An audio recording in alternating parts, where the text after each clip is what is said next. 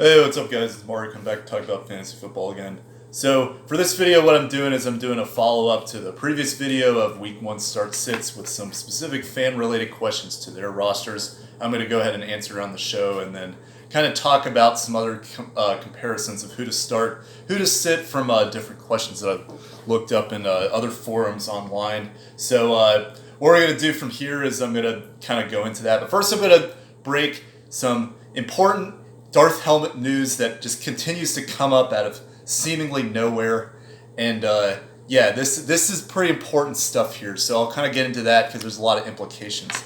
If you didn't see already, Antonio Brown was cut by Oakland, so he's no longer a Raider, and it looked like his season was done. Wasn't sure if he's even going to come back to play at all, or if any team would put up with him. And then, and to me, like one of the most surprising of situations, he goes to the New England Patriots, which like it's gonna be. I don't see it like meshing there at all, but like somehow it's working. It's somehow that's where he's at now. Like I don't even know. So like now Darth Helmet has literally joined the evil empire itself, and like I don't even know. Like literally, Robert Kraft is like that Mel Brooks character in Spaceballs. Like I don't even know what that character's name was, but like the dude with the mustache or whatever, like that's Robert Kraft, and then now him and Antonio Brown are joining the Federation together or some nonsense. I don't even know. But anyway, so yeah, so he is now on the Patriots. So and this is a very interesting case with Antonio Brown because it illustrates exactly what I've been talking about, stock up, stock down, but his situation, like you had to rapidly act if you were going to get value out of Antonio Brown. So like I was saying in the last video, like now is the like, or not now, but like in the 2 days prior, like that's when you wanted to try to trade for Antonio Brown because it looked like his future was totally like in question, whether or not he was going to play at all this season, let alone the Oakland Raiders. So you could have like been able to get like some pretty good like value, or have been able to like get rid of a flex level player in place of Antonio Brown, and then if anything were to happen as a positive, which looked, I mean, pretty much anything from that point could have gone up in terms of like his long-term outlook. And then now that he's on New England, like his value went up tremendously over a span of like the 5 hours that he was not on a team. So if you were a smart like fantasy owner, and I'm not saying you're not if you didn't do this or whatever, but like smart fantasy owners, like once they saw that like Antonio Brown was cut, then they made every effort they can to like trade for him because they were betting on the fact that like, oh well, he's going to sign somewhere else. Like people aren't going to let that kind of a talent just like sit on the free agent market for long. So I saw a trade where somebody gave up Austin Eckler for Antonio Brown, and then now Antonio Brown is on the Patriots, and they have a wide receiver one paired with one of the greatest quarterbacks of all time. Like that's just like an excellent turnaround of value right there. And that is exactly what you want to do in this game, is you want to try to find guys at their lowest stock and then get good value for that, because that's like league winning moves right there if you can do that. And I'm sorry I wasn't awake during that time, so all this kind of caught me by surprise. But like basically, you know, those are the type of things that you want to try to do in this, because that's going to set you up for success in fantasy football. But actually, and that brings me to my next point, like, so now that Antonio Brown is on the Patriots, like, I would try to sell him.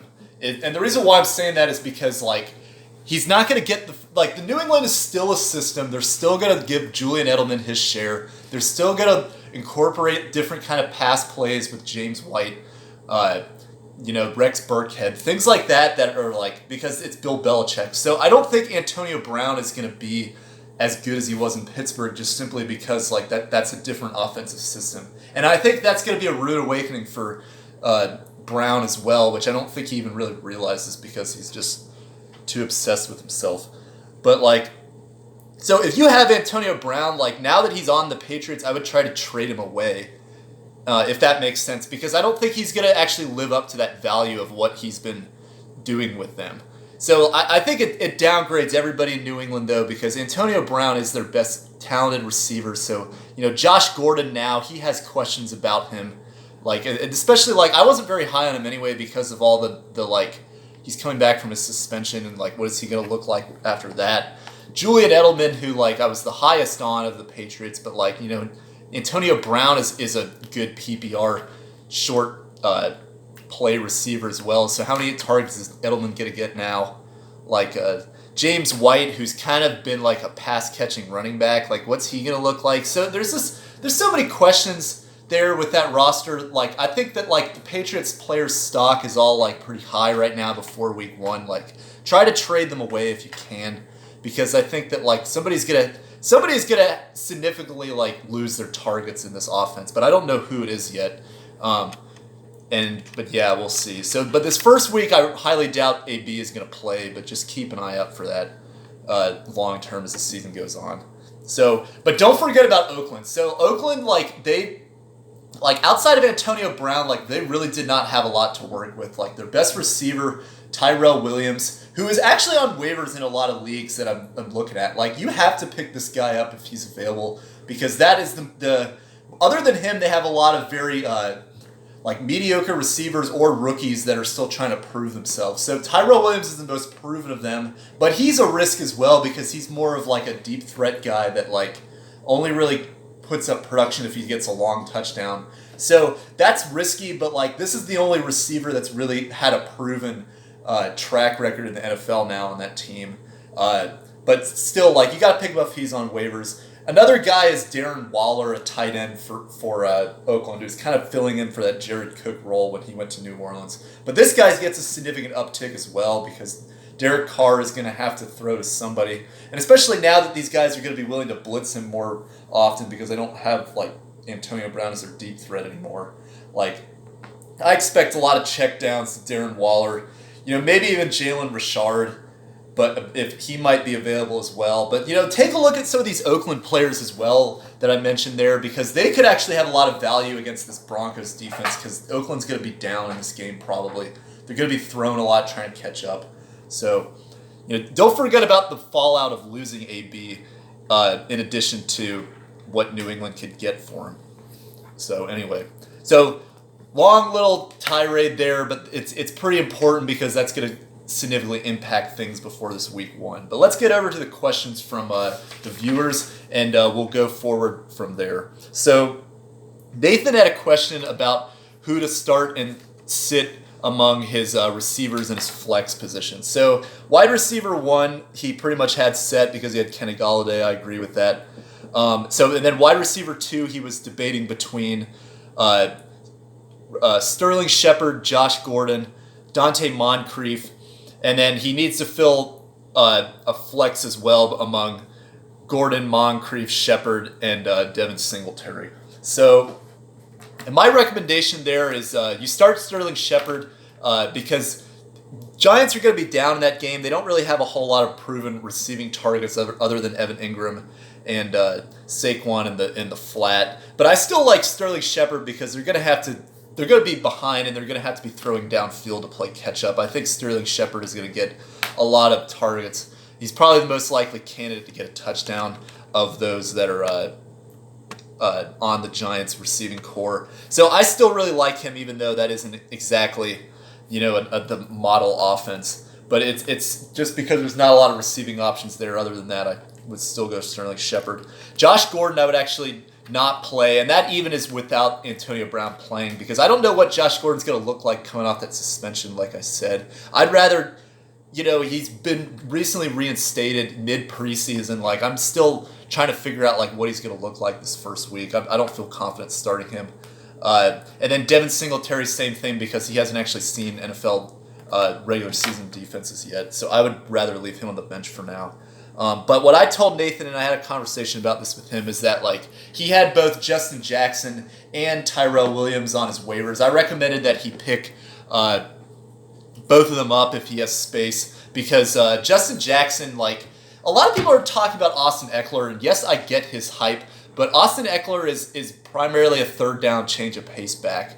And even when Melvin Gordon sat for a few games last year, like the guy that Austin Eckler's role didn't really change a lot. The guy that's role actually stepped up a lot from Melvin Gordon's departure was Justin Jackson. Justin Jackson is more of that, you know, first and second down back. So in a standard league like what Nathan is in, like I would recommend actually playing Justin Jackson this week, because I think Justin Jackson is likely to get a touchdown against the Colts. I can see something where they get all the way down to the goal line and then they're going to give it to Justin Jackson up the middle. That's not really Austin Eckler's position. He's more of like a scat back, like Darren Sproles type player.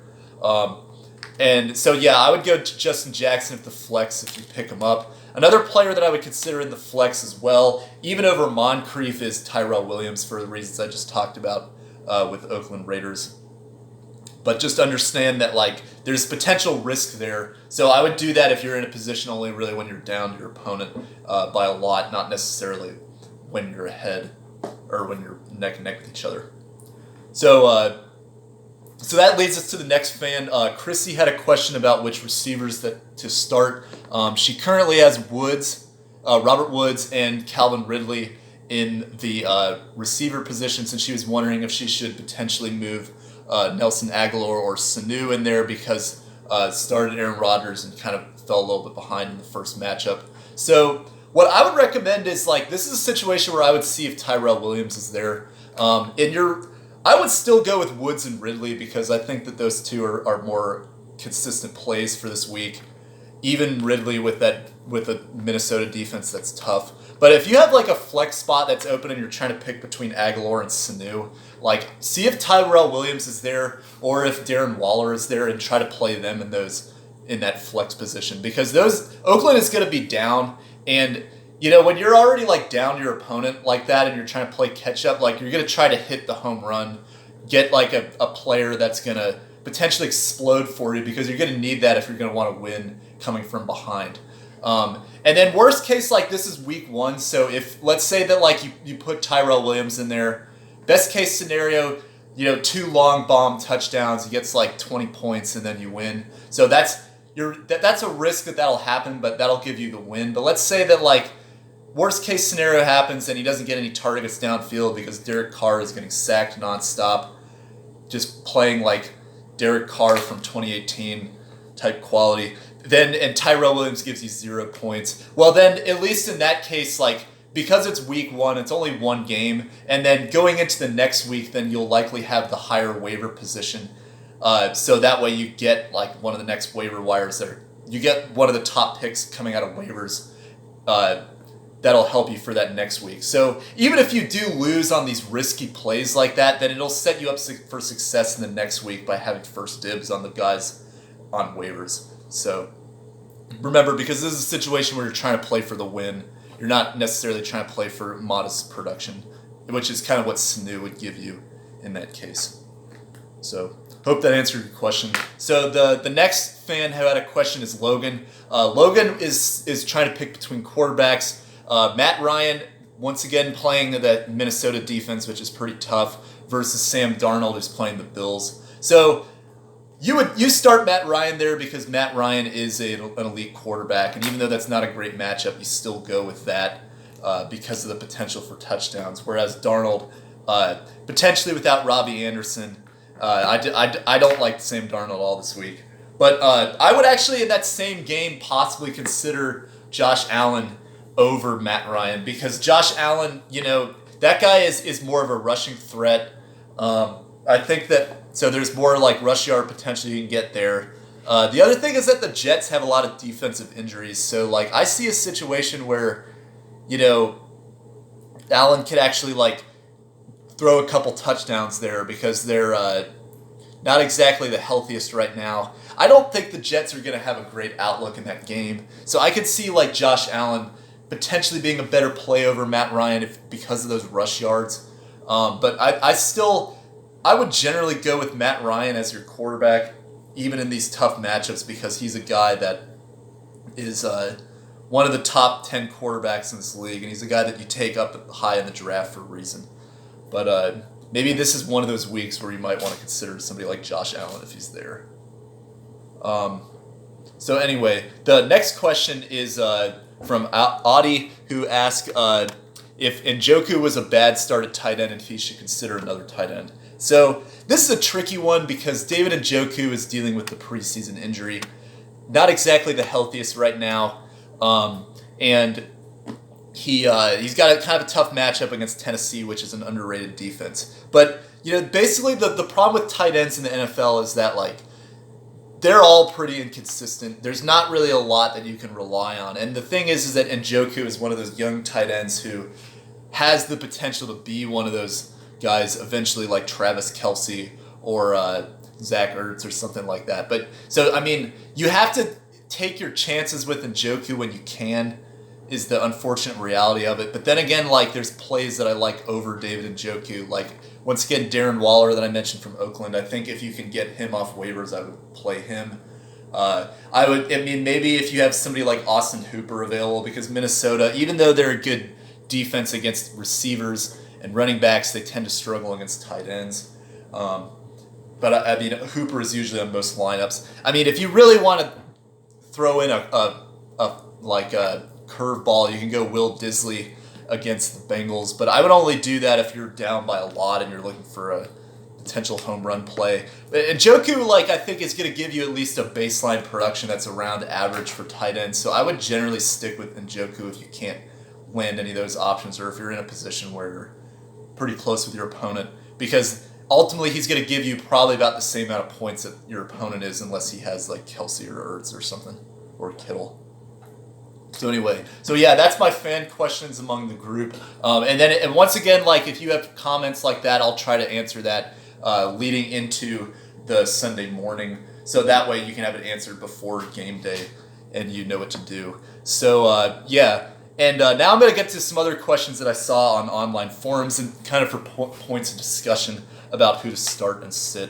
So this person is wondering who to start between three tight ends: Jordan Reed, Eric Ebron, and Jack Doyle. So first of all, like, you just need to drop Jordan Reed. Like, that guy is perpetually hurt.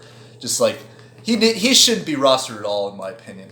But anyway, like, between Ebron and Doyle, like, who should you start next? And I think, like, that's a tough call, but, like, I would go Ebron because Eric Ebron is shown a little more in the Colts offense since last year with their new coach.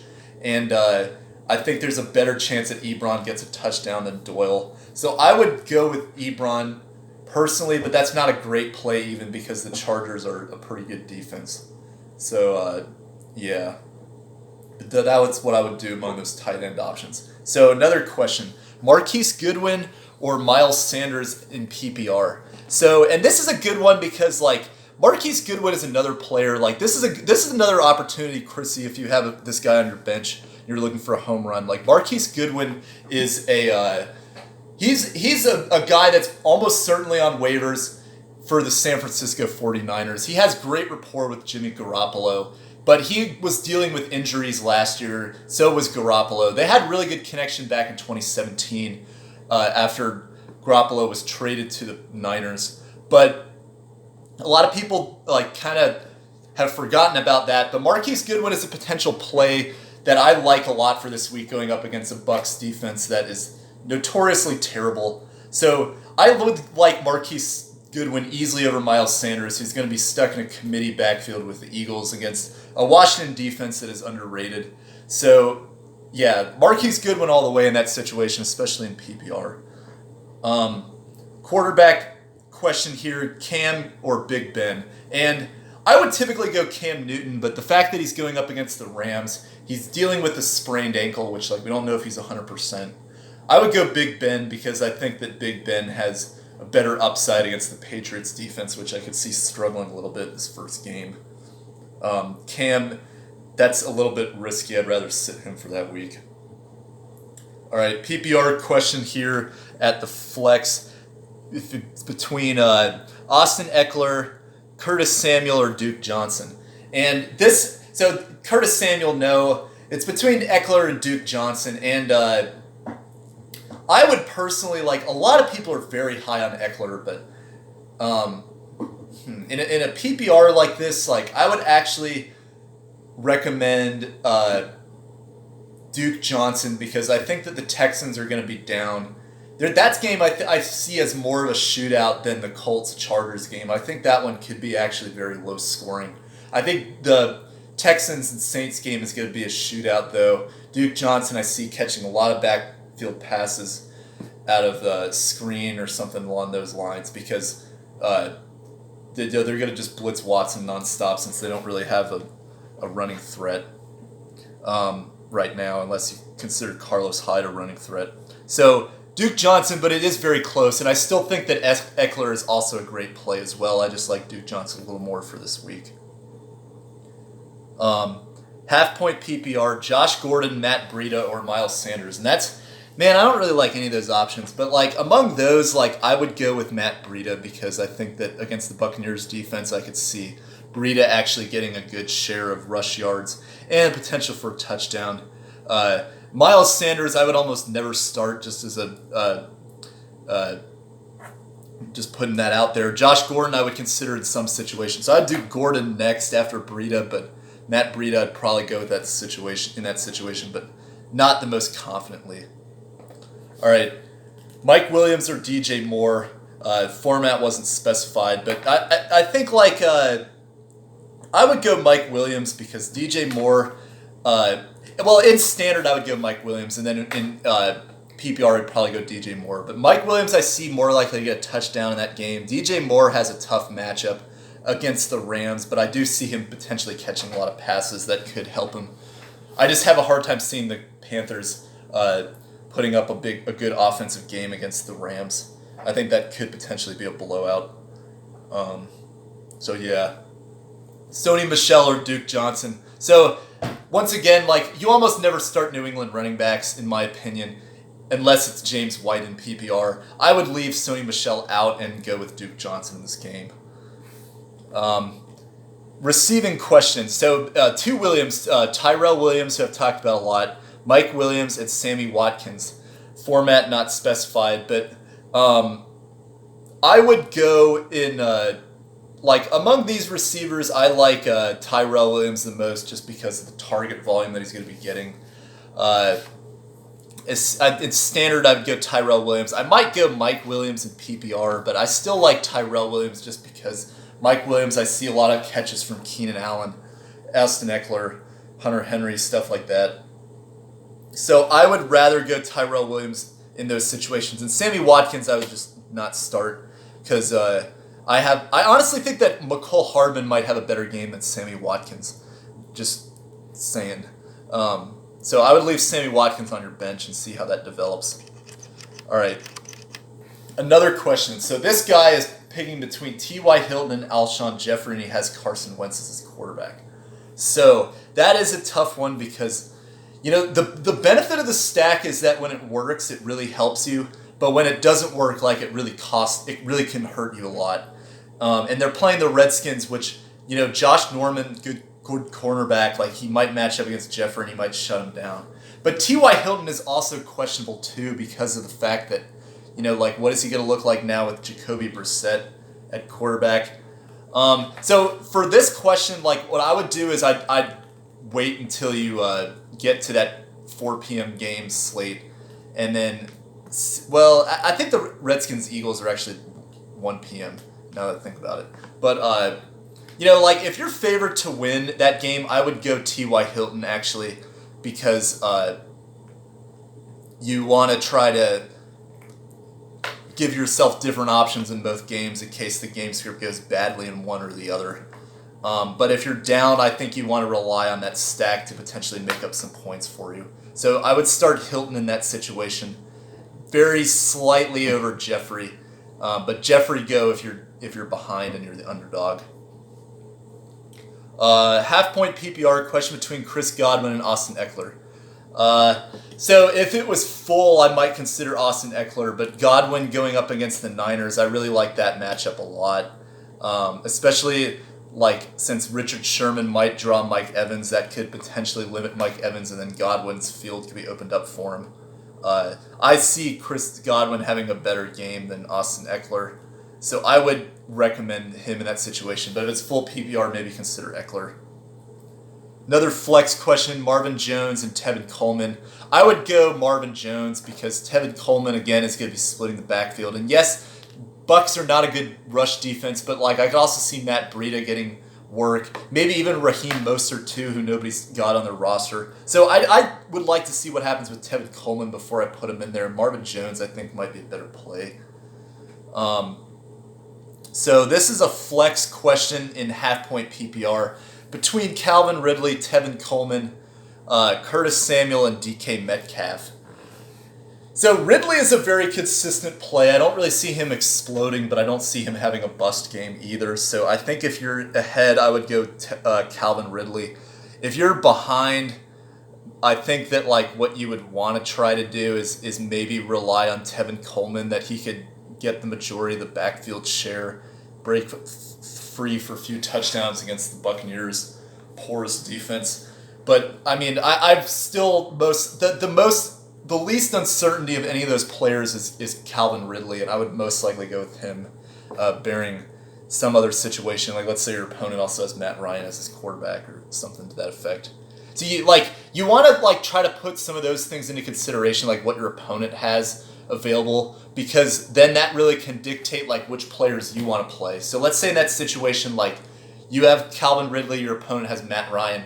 Any Matt Ryan touchdown is also, like, yes, that'll benefit Calvin Ridley, but then Matt Ryan on your opponent will benefit too. So if you're trying to play catch up, then like sometimes that can hurt you, because then you're not going to have one of your players stand out at the expense of the other player.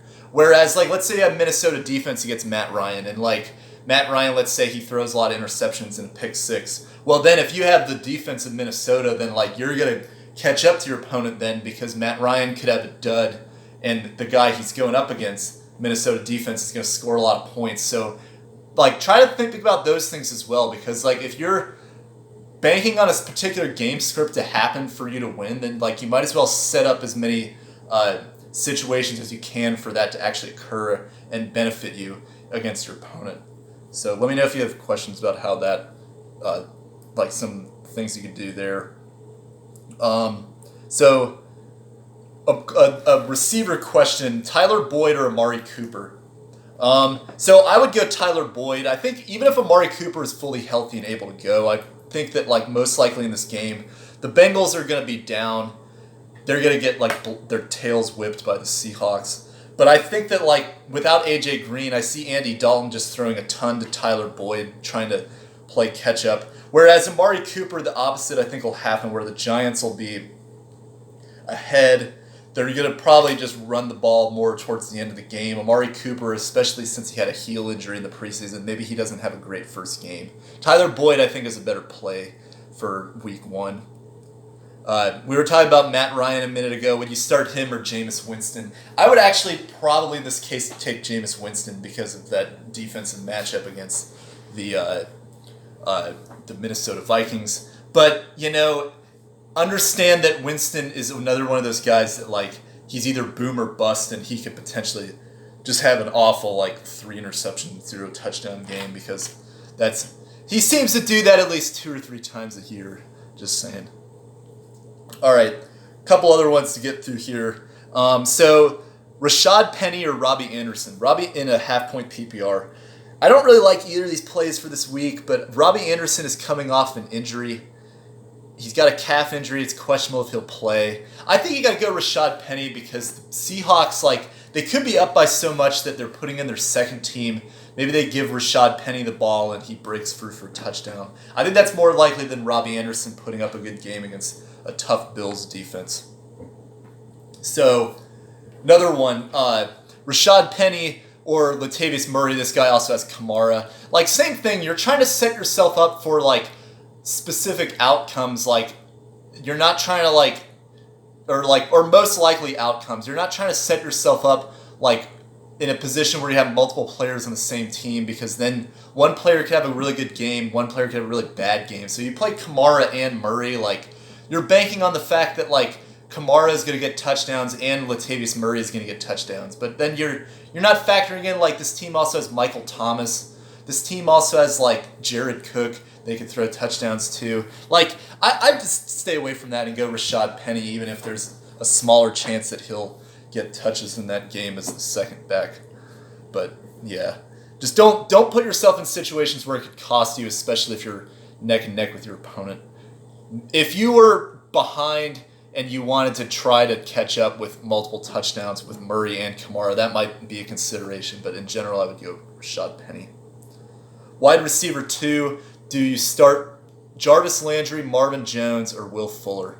And in that situation, I would go Will Fuller because Texans are going to be down. They're going to be throwing a lot against that Saints defense. I see Will Fuller potentially, catching yourself back into the game there with some a touchdown maybe, or at least some couple catches against the Saints. So this question, do you start? You're looking for 2 wide receivers and a flex. You have Kenny Golladay, Chris Godwin, Stephon Diggs, Tevin Coleman, and Duke Johnson. So start Golladay. Between Diggs and Godwin at the second receiver position, I would start Chris Godwin. Stephon Diggs, I actually don't really like as much for this week because I don't know what his consistency is going to look like against Atlanta's defense. Atlanta's defense had a lot of injuries last year. Now they're healthy, so it'll be interesting to see what they look like. So go with Duke Johnson in that position against especially if you're in a PPR league. Go with the guy that's going to catch some passes out of the backfield over Diggs, who might not catch a lot of passes. Anyway, so yeah, that's my start sits for this week. If you have any last minute questions before the games today, let me know, and I will try to answer it as quick as I can. And so let me know what you think of this format, and we'll try to keep this going week by week. And thanks for those who posted questions. If you also have any other questions you'd like me to know for the next week or anything, let me know, and I'll try to see if I can help you out. So, cool. All right. Thanks, guys. Bye.